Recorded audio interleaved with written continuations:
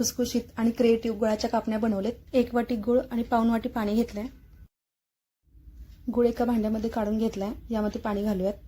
आता हे भांडे गॅसवरती ठेवून गुळ पाण्यामध्ये विरघळून घ्यायचं आहे. पाण्याला उकळी काढायची नाही.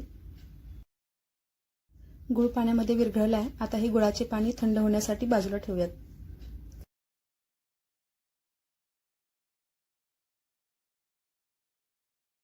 कापण्या बनवण्यासाठी 2 वाटी गव्हाचे पीठ घेतले. त्याच्यामध्ये 3 चमचे बेसन पीठ घालूयात.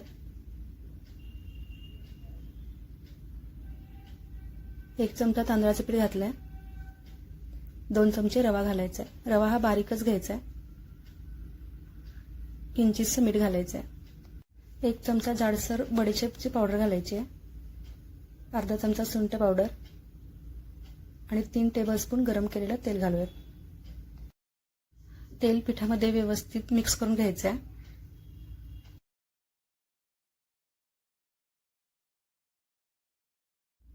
हाताने याप्रमाणे तेल पिठामध्ये व्यवस्थित मिक्स करून घ्यायचं.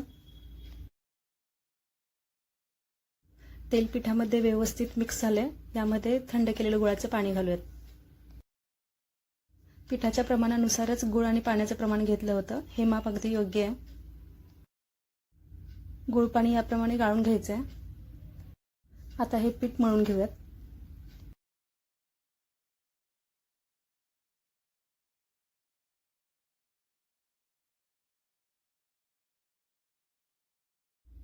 पहिले गुळ पाणी चमच्याने असे पिठामध्ये मिक्स करून घ्यायचे आणि नंतर हाताने पीठ मळून घ्यायचं.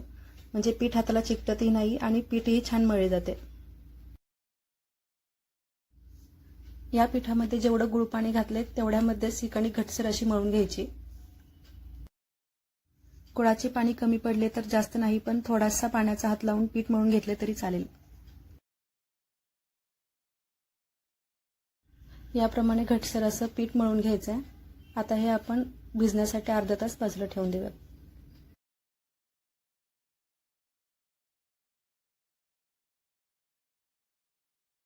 अर्धा तास झालाय. आता पुन्हा एकदा कणिक अशी व्यवस्थित मळून घ्यायची.